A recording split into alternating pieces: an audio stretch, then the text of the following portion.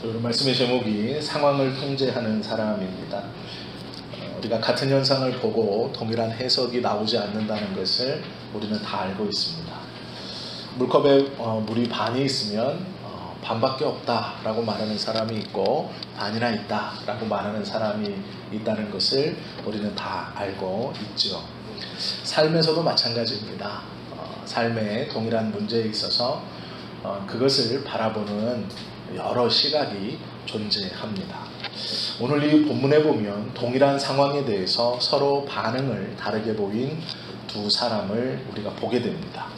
한 사람은 자신에게 주어진 상황을 통제하고 능동적으로 대처했던 엘리사이고, 다른 한 사람은 주어진 상황에 압도당해서 그 상황에 끌려가 결국 분노함으로 전혀 다른 곳에서 책임을 물고 있는 이스라엘 왕을 우리가 보게 됩니다. 오늘 본문에 보시면 아람 군대가 이스라엘 이 백성들이 머물고 있는 사마리아 성을 포위했습니다. 왜 아람 군대가 이스라엘 백성들을 포위하면 예루살렘이 아니라 사마리아를 포위했다고 나올까 좀 궁금하시죠? 그 이유는 지금 이 아람 군대가 이스라엘을 쳐들어왔을 시기는 이스라엘이 북이스라엘과 남유다로 갈린 이후입니다. 즉 솔로몬 시대 이후에 한참 지나서 이 일이 벌어진 겁니다. 다윗이 다스렸을 때가 아니고요. 다윗이 이제 죽고 그의 아들 솔로몬이 이미 죽고 그의 후손들이 시간이 한참 지나서 북이스라엘과 남유다로 국가가 나누어진 후 이 남유다의 수도는 다윗이 세웠던 여전히 이스라엘이었고 북이스라엘의 수도는 사마리아입니다. 우리가 왜 선한 사마리아 사람이라는 말 들어보셨죠? 그 말은 정통 남유다 쪽에 선택되었던 이 이스라엘 유대인들이 사마리아 사람들을 비아냥거릴 때 썼던 말입니다.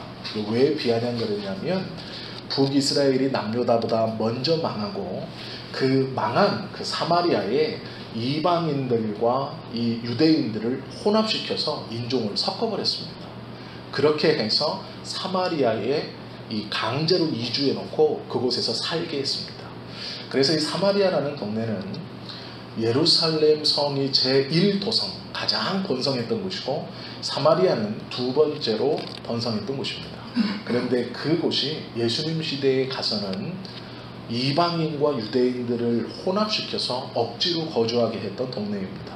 그런데 지금은 아직 국가는 망하지 않았고 엘리야 선지자는 승천한 후에 엘리사가 그 후계자가 되어서 이스라엘 전역을 다니면서 하나님의 말씀을 전했던 시대입니다.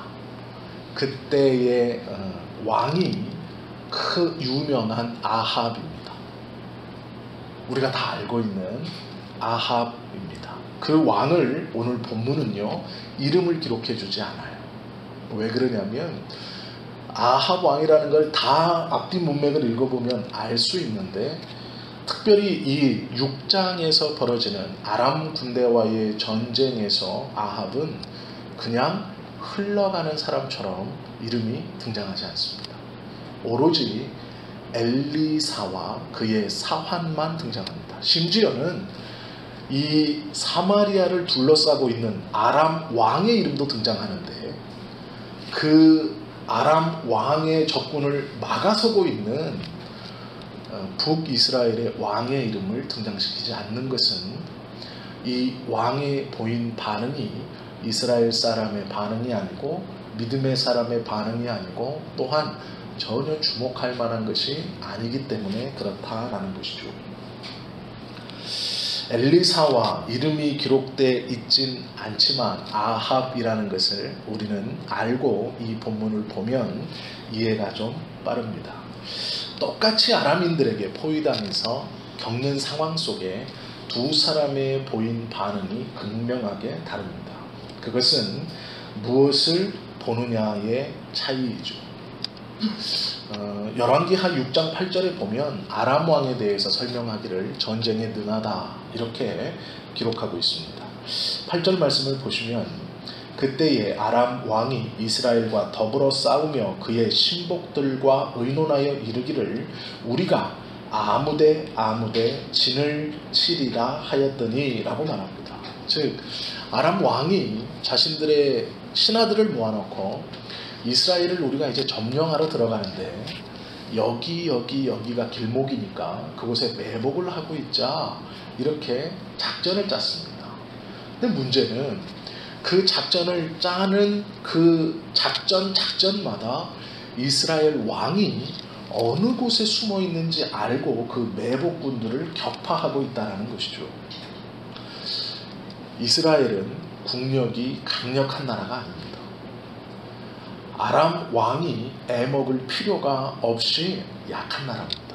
그런데 문제는 자신의 군사들의 피해를 최소화하기 위해서 작전을 짜서 맹수가 약한 사냥을 공격할때라도 한껏 웅크리고 있다가 내 이 공격권 안에 들어왔을 때 한 번에 끝내듯이 최소한의 피해로 이스라엘을 정복하기 위해서 아람 왕 벳 하닷이 작전을 짰습니다. 아람은 이스라엘뿐만 아니라 그 주변국들을 이미 다 정복하고 있었던 때입니다. 그런데 이상하게도 약소국 중 하나인 이스라엘이 자신들의 작전을 다 간파하고 있는 겁니다. 매복군을 숨겨놓으면 그 매복군의 위치를 정확히 찾아서 그 매복군을 격퇴시키고 있습니다. 그래서 아람 왕이 신하들을 불러놓고 하루는 화를 냅니다. 뭐라고 화를 내냐면 우리 중에 내 통자가 있다. 우리끼리 이 왕궁에서 명하는 작전이 어떻게 이스라엘 왕이 그것을 알고 다 격파하느냐. 우리 중에 누군가가 내 통자가 있는데 너희는 빨리 찾아라 라고 얘기합니다.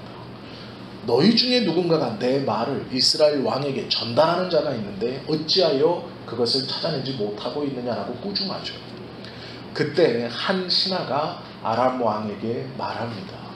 이스라엘에는 엘리사라는 선지자가 있는데 그 하나님의 사람이 왕이 침실에서 말한 것조차 이스라엘 왕에게 고합니다 라고 말을 하고 있는 것이죠.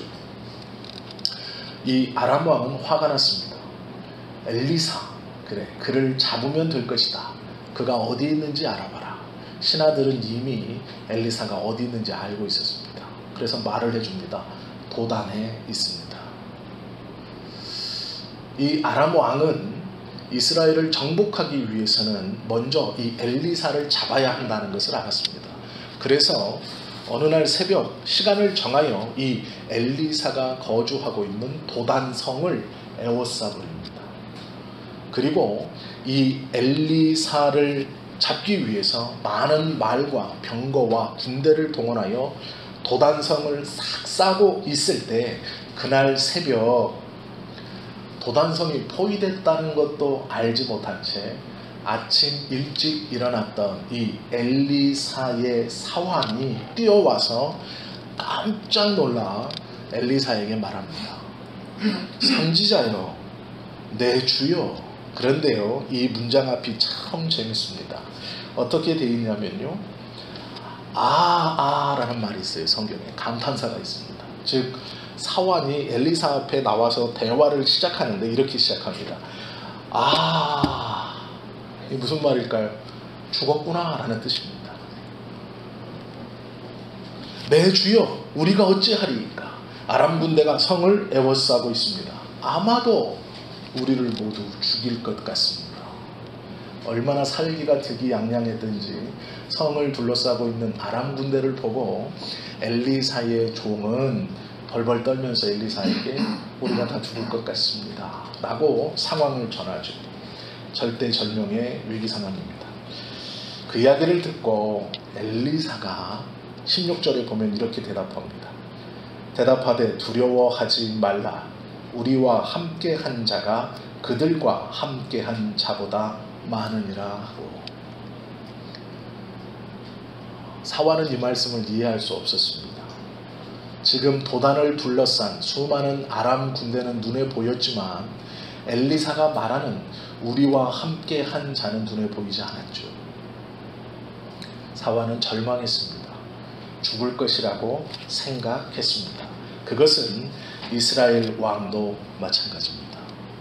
도단을 둘러쌌다는 이야기를 이스라엘 왕이 들었을 겁니다. 그리고 아람 군대의 위용을 보았습니다. 그리고 두려워했습니다.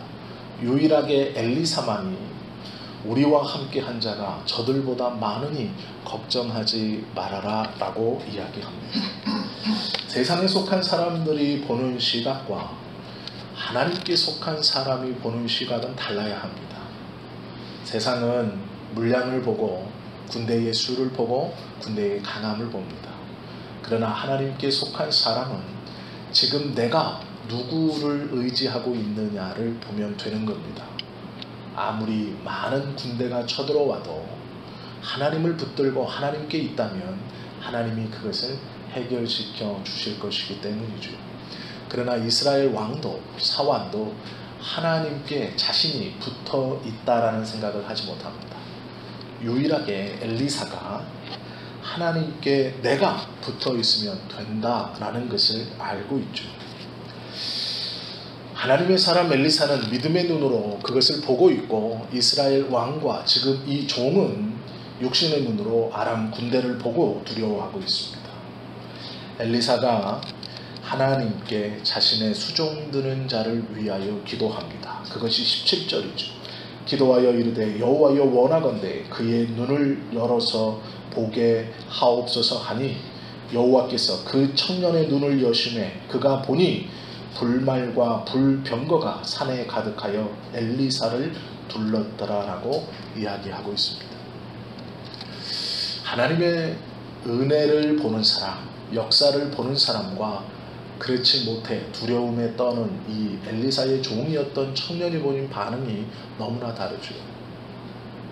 이 엘리사가 또 한 번 기도합니다. 불말과 불병거는 권능의 상징입니다. 두려움의 상징입니다.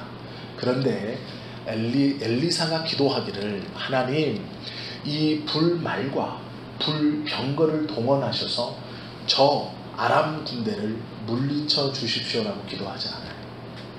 우리 생각에는 하나님의 사람을 잡으러 왔고 하나님의 사람을 에워쌌다면 하나님의 권능으로 저들을 물리쳐 주십시오라고 하는 게 당연할 것 같은데 엘리사는 그렇게 기도하지 않습니다. 조금 더 시간이 지나 예수님 시대에도 동일한 말이 있었습니다. 사람들이 예수님을 조롱하고 핍박하자 예수님의 제자 중 한 명이 주여 우리가 벼락을 내려 저들을 죽입니까? 라고 묻습니다. 그때 예수님이 뭐라고 하셨을까요? 죽여라 그랬을까요? 아닙니다. 오늘 엘리사도 동일하게 말합니다. 다시 한번 그가 하나님께 기도하기는 불말과 불병거로 저 아람의 군대를 쳐 부셔 주십시오가 아니에요. 하나님 저들의 눈을 어둡게 해주십시오라고 기도합니다. 그리고 그들에게 나아가죠. 엘리사는 믿음의 사람입니다. 하나님께 기도했습니다. 눈앞에 보이는 아람의 군대를 엘리사도 보고 있습니다. 그런데 그가 그의 집에서 하나님께 기도하기를 저들의 눈을 어둡게 해주십시오라고 기도했습니다. 그리고 무엇라고 말하냐면 어떻게 행동하냐면 그 길로 도망가는 것이 아니고 그들 가운데로 걸어 들어갑니다. 그리고 그들에게 말하기를 너희들이 찾는 자와 너희들이 찾고자 하는 도단은 이 성이 아니니 나를 따라와라 라고 말합니다. 내가 길을 안내하겠다. 우리 같으면요 불만과 불병거를 가지고 그것을 눈에 보는 자는 물리쳐 달라고 기도할 것입니다. 그러나 그렇게 하지 않죠. 또한 눈을 어둡게 해달라고 기도한 뒤에 주랭랑을 치지도 않습니다. 그 두려움 가운데로 걸어 들어갑니다. 무엇이 있기 때문에 가능합니까? 믿음입니다. 하나님께서 불말과 불병거로 나를 지키시니 내 기도를 분명히 들어주신다는 믿음이죠. 그것을 가지고 그 가운데로 들어갑니다. 그리고 그들에게 말하기를 내가 안내할 것이니 나를 잘 따라오십시오 라고 말합니다. 그들은 하나같이 엘리사의 말을 듣고 이 엘리사를 따라옵니다. 그리고 한참을 걸어 사마리아 성 가운데로 들어갑니다. 사마리아는 북이스라엘의 수도입니다. 약체라고 말하는 이스라엘이지만 그 수도 안으로 한가운데 사마리아 성 안으로 들어가 성문을 닫고 이스라엘 군사들이 성벽 위에서 쭉 둘러 있으면 아무리 강한 군대라도 전멸할 수밖에 없죠.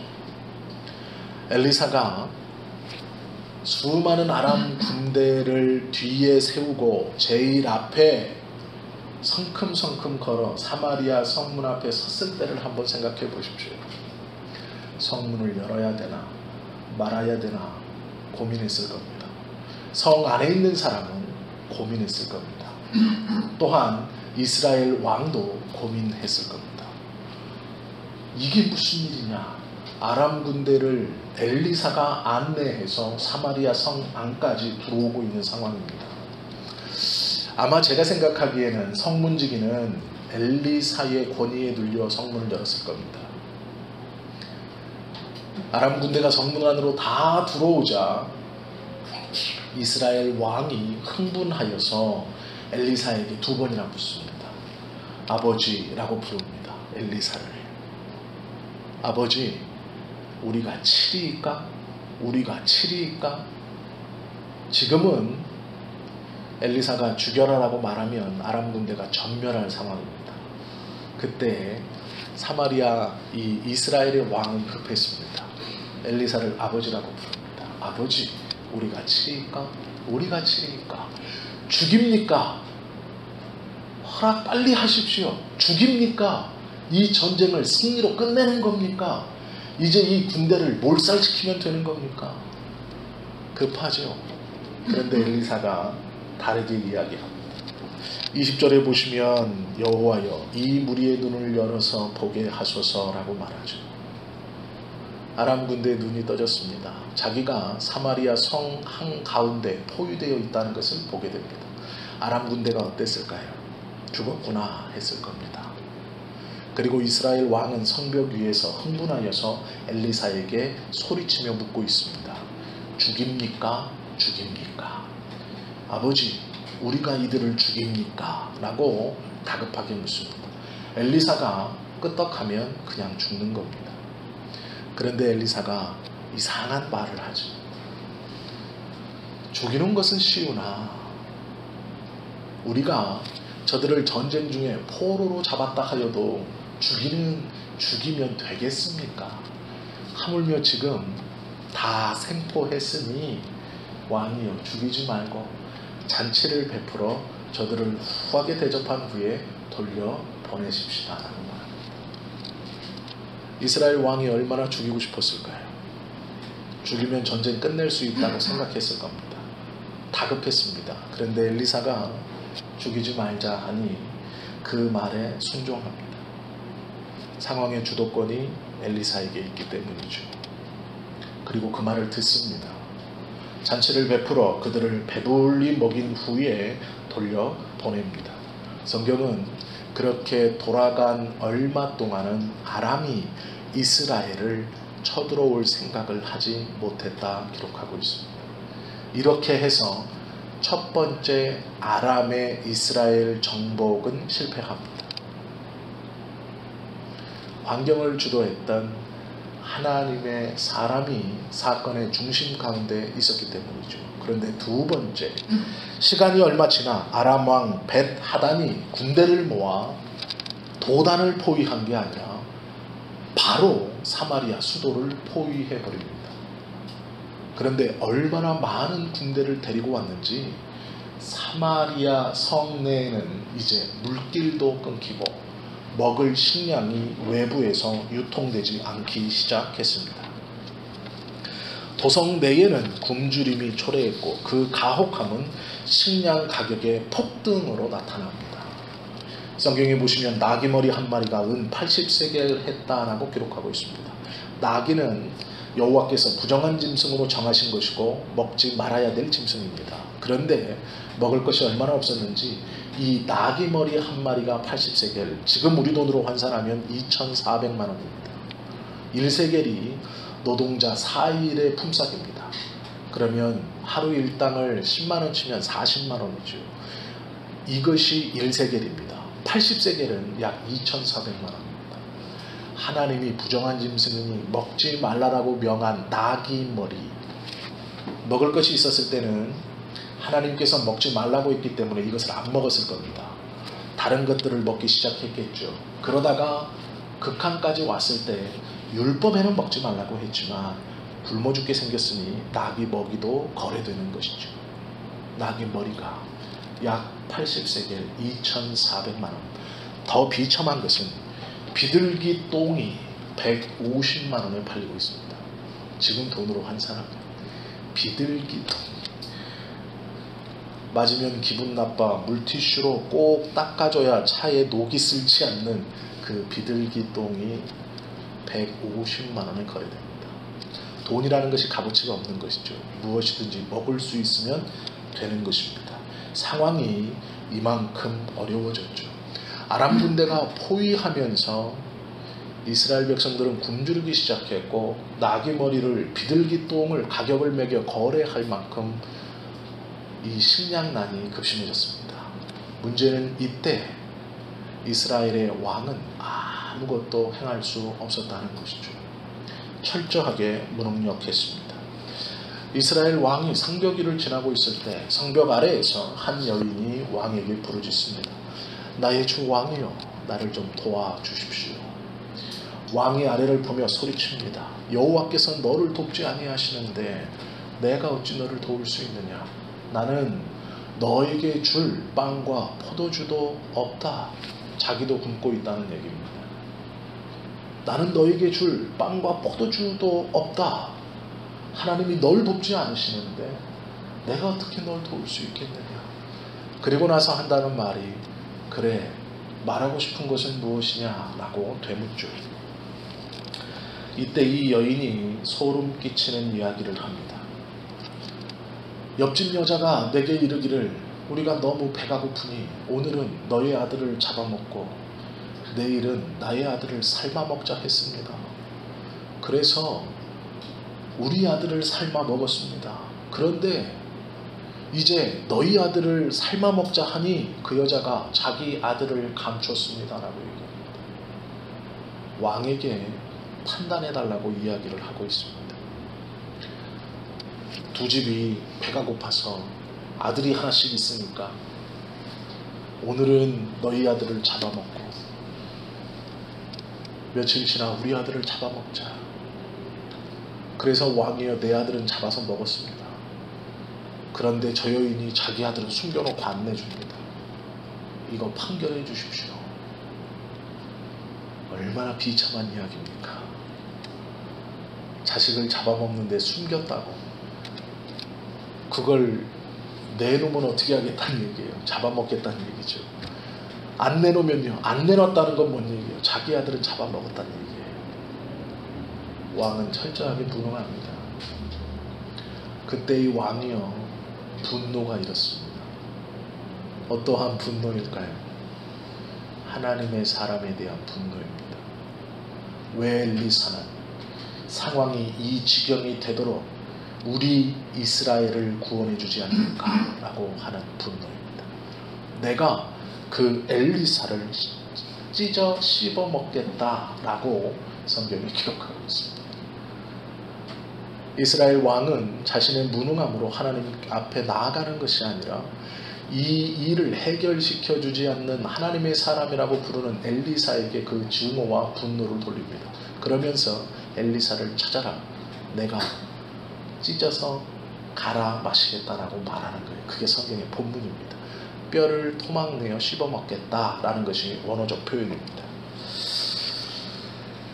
31절에 보시면 이렇게 기록되어 있죠. 사반의 아들 엘리사의 머리가, 엘리사가 누군지 다 압니다. 그런데 사반의 아들이라고 말하는 건 그 엘리사를 딱 지칭한 거예요.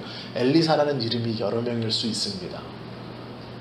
그런데 사반의 아들이라는 건 그 선지자, 먼저 아람의 군대를 사마리아 성 안으로 몰고 들어왔던 그 엘리사, 잔치를 베풀어 돌려보내자고 말했던 그 엘리사, 그때 다 몰살시켰으면 끝났을 것을 괜히 배부르게 해서 돌려보내자고 해 이 사단을 만들어낸 이 일의 원흉인 사반의 아들 그 엘리사, 그의 머리가 몸하고 붙어 있으면 내가 왕이 아니다라고 다짐하고 있죠. 그리고 더 무서운 것은 하나님이 내게 벌 위에 벌을 내리실지어다라고 선언합니다. 하나님의 사람을 내가 죽이지 않으면 하나님이 나를 벌 주실 거다라고 자기 스스로 말하고 있는 것이죠. 엘리사가 자기 생각에는 지난번 아람 군대가 쳐들어왔을 때 몰살시켰으면 지금과 같은 일은 벌어지지 않았을 것이라 생각하는 것이죠. 참 재밌는 것은 이때 엘리사는 도망가지 않았습니다. 32절에 보시면 장로들과 자기 집에 앉아서 이 일을 어떻게 해결할 것인가를 논의하고 있습니다. 엘리사가 숨거나 도망간 것이 아닙니다. 자기 집에 있습니다. 그것도 장로들을 모아놓고 이 일을 어떻게 해결할까라고 논의하고 있었다라는 것이죠. 열왕기상 20장 7절에 보면, 열왕기상 20장 7절엔 외부에서 적군이 똑같이 쳐들어왔을 때 왕 옆에 이 장로들이 다 있었습니다. 그런데 지금 아람이 쳐들어왔을 때 열왕기 하에 오면 왕과 함께 있었던 그 장로들이 이제 엘리사와 함께 있는 장면으로 변합니다. 장로들이 이 나라의 흥과 망이, 또 이 전쟁의 승패가 상황을 주도하는 것이 왕에게 있는 것이 아니라 엘리사에게 있다는 것을 안 것이죠. 그래서 이스라엘 왕에게 붙어 있지 않고 엘리사에게 붙어 있습니다. 왜요? 이 상황을 해결하는 것은 하나님께서 선택한 주님의 사람이라는 것, 믿음의 사람이라는 것을 장로들이 알았기 때문이죠. 엘리사가 말합니다. 왕이 나를 죽이려 하니 병사들이 찾아올 때 문을 열어주지 마십시오. 그냥 문만 잠고 있으십시오 라고 말합니다. 한번 잘 생각해 보십시오. 한 나라의 왕이 선지자를 잡으러 왔습니다. 죽이겠다고 분노를 가지고 군사들을 보냈습니다. 그런데 이 선지자가 하는 행동이 동굴로 숨거나 도망가는 게 아니라 어떻게 합니까? 그냥 자기 집 문을 잠가요. 그리고 열어주지 않습니다. 왜 이렇게 할 수 있었을까요? 왕의 분노의 명령을 받은 군사들이 엘리사가 문을 열지 않으면 그 집에 들어올 수 없다는 거예요. 이게 무슨 얘기일까요?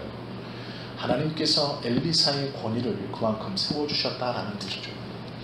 감히 이스라엘 군대가 엘리사 집에 문을 부수고 들어올 수 없다는 겁니다. 이스라엘의 문이 아주 철문이라 튼튼해서요? 아닙니다. 발로 한번 차면 다 부서져요. 로마군이 쳐들어왔을 때 발로 차면 그냥 다 부서지는 나무문입니다. 흙집에 나무문 달아놓은 거예요. 어떤 집은 흙집에 천으로 우리 이불 걸어놓듯이 걸어놓은 게 문입니다. 그런데 엘리사가 그렇게 말해요. 그냥 문빗장 잠가라. 문빗장이 뭡니까? 나무 하나 더 이렇게 되는 거예요. 그러면 못 들어온다고 말하는 겁니다. 하나님께서 이스라엘의 군인들에게 엘리사에 대한 두려움을 갖게 하신 것이죠. 또한 왕의 분노가 아무리 있어도 하나님께서 엘리사를 손댈 수 없도록 만들어 놓으신 것이죠. 전쟁이라는 포위당했다는 이 어렵고 앞이 보이지 않는 상황에서 한 사람은 다른 사람에게 분노를 쏟고 있고 한 사람은 하나님 편에서 하나님의 뜻을 기다리고 또한 그 하나님의 뜻을 어떻게 이루어 갈 것인가를 장로들과 함께 논의하고 있다라는 것이죠. 육신의 눈을 가지고 있는 사람은 결코 예수님께서 걸어가신 고난의 길을 따라갈 수 없죠. 힘들다라고 생각하고 있기 때문입니다. 내가 왜 그것을 당해야 하나라고 생각하고 있기 때문이죠. 영의 눈을 가진 사람만이 그 십자가의 길 너머에 있는 영광의 부활과 하나님의 뜻을 구별할 수 있습니다. 눈에 보이는 현실은 우리에게 아픔과 상처를 줄지 모릅니다. 그러나 하나님께 매어달려 기도하고 주의 음성을 위하여 기도하는 사람은 그 어려움을 이겨낼 수 있습니다. 엘리사는 동일한 아람 군대를 보았지만 그 군대보다 더 많은 불말과 불병거를 보는 사람이었습니다. 그러나 그 불말과 불병거로 아람 군대 죽이기를 즐거워하는 사람은 아니었습니다. 그들 또한 하나님께서 이 땅에 보내신 하나님께서 그들도 선한 도구로 사용하여 잘못 나가고 있는 이스라엘을 돌아오게 하는 선한 도구로 사용하신다는 것을 알고 믿고 있었기 때문에 그렇습니다. 우리도 영적인 믿음과 영안이 열려야 합니다. 이것은 신비한 것을 보는 게 아닙니다. 하나님의 말씀을 믿고 믿음으로 붙드는 것이 바로 영안이 열린 것입니다. 불병거와 불말이 지금 눈에 보이지 않아도 상관없습니다. 하나님은 불말과 불병거보다 더욱더 크신 분입니다. 우리 안에 내주하시는 성령님에 대한 확신이 있다면 아무리 많은 불말과 불병거가 나를 보호하는 것이 아니라 나를 에워싸 죽이려고 해도 우리는 안전할 것입니다. 성령께서 동행하신다는 것, 우리를 붙들고 있다는 것은 그것보다 더욱더 안전한 길이고 놀라운 것이기 때문이죠. 예수님께서 십자가를 통하여 우리에게 허락해 주신 부활의 복음은 우리로 보내신 성령이 우리를 도우사 보혜사로 동행하신다라는 약속입니다. 동일한 포위를 당했음에도, 동일한 상황과 어려움에 들어가 있음에도 한 사람은 다른 이를 원망하고 책임을 돌리고 분노를 쏟아냅니다. 한 사람은 하나님께서 우리를 지킬 것이니 걱정하지 말아라 라고 이야기합니다. 오늘 우리가 보진 않았지만 이 뒤의 이야기를 우리는 알죠. 이스라엘 백성 한 명도 다치지 않고 아람 군대가 스스로 물러갑니다. 그리고 문둥병 걸린 사람들만 가서 음식을 먹고 마십니다. 그들이 돌아와 아람 군대가 물러갔다라고 이 기쁨의 소식을 전해주지만 이스라엘 백성 누구도 믿지 않고 두려워 그 장막까지 나아가 음식을 들고 돌아오지 못합니다. 하나님의 은혜를, 성령의 동행하심을 믿고 있는 우리는 우리를 둘러싼 환경이 어떻든, 우리의 가정을 둘러싼 환경이 어떻든, 지금 내 자녀를 둘러싼 환경이 어떻든, 나의 직장을 둘러싼 환경이 어떻든, 누구 때문에 그래라는 것이 아니라 내주하시는 성령께서 불말과 불병거보다 더 강한 분이시니 우리를 붙들고 지켜주신다는 믿음이 있어야 합니다. 종의 눈을 뜨게 해주십시오. 제가 능력이 있어서 우리 성도님들에게 하나님을 향하여 그렇게 기도해서 눈이 다 떠진다면 더 바랄 게 없겠습니다. 그런데 문제는 저도 말씀을 읽고 기도하면 그것에 대한 확신을 붙들고 이것이 맞다 하지만 상황에 부딪히면 이 확신을 가지고 온전히 나아가지 못한다는 데 문제가 있습니다. 그러기에 우리 모두는 너나 할 것 없이 예수 그리스도를 함께 붙들어야 하고 서로를 위해 함께 중보해야 하고 서로가 서로를 위해 함께 기도해 주어야 하고 함께 주님의 말씀을 더욱더 상고하여 베레아 사람처럼 주님의 말씀을 깊이 묵상하고 상고하기에 즐거워하는 공동체가 되어야 합니다. 누구는 앞에서 끌어가고 나는 뒤에서 그냥 한 걸음 한 걸음씩 한 템포씩 늦게 가면 되겠지. 아닙니다. 적어도 우리 공동체는 그렇게 갈 수 없습니다. 내가 뒤에 가면 모든 사람이 다 뒤로 가는 겁니다. 내가 힘써 한 발을 걷어야 모든 사람이 동일하게 한 발을 거둘 수 있습니다. 나는 뒤에서 저 믿음 좋은 사람이, 저 사람이, 저 직분자가 한 걸음 두 걸음 앞에서 나아가면 나는 반 못 떨어져서 그냥 가야 되겠지. 천만의 말씀입니다. 우리 공동체는 그럴 수 없습니다. 그렇게 하면 맥없이 넘어질 수밖에 없습니다. 우리는 함께 가야 합니다.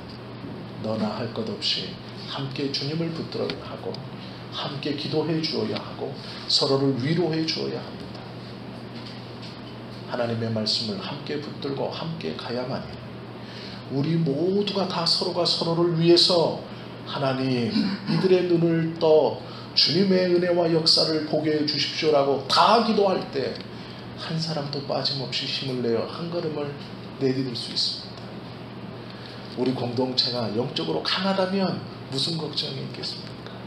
그러나 약하기에 함께 가야 하고, 약하기에 감사하는 것은 주님의 은혜를 우리 모두가 다 동일하게 붙들어야 한다는 것이죠. 적어도 함께 신앙생활한 그 기간만큼 적어도 앞으로 우리가 함께 신앙생활을 해 나가야 하는 공동체입니다. 누가 앞서가고 나는 뒤서가고 할 수 없습니다.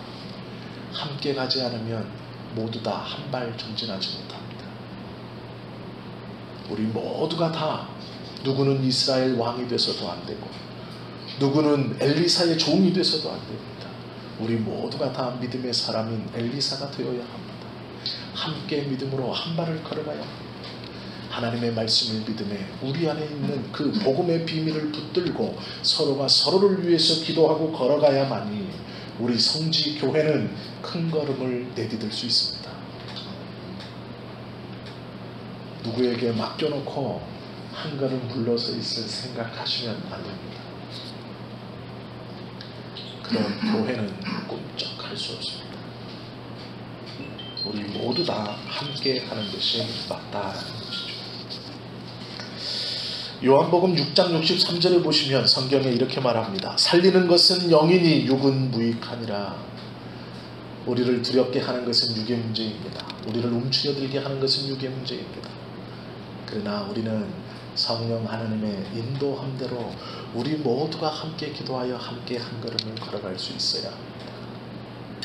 동일한 성령께서 동일한 마음의 감동을 주실 것입니다. 그때까지 함께 기도하셔야 됩니다.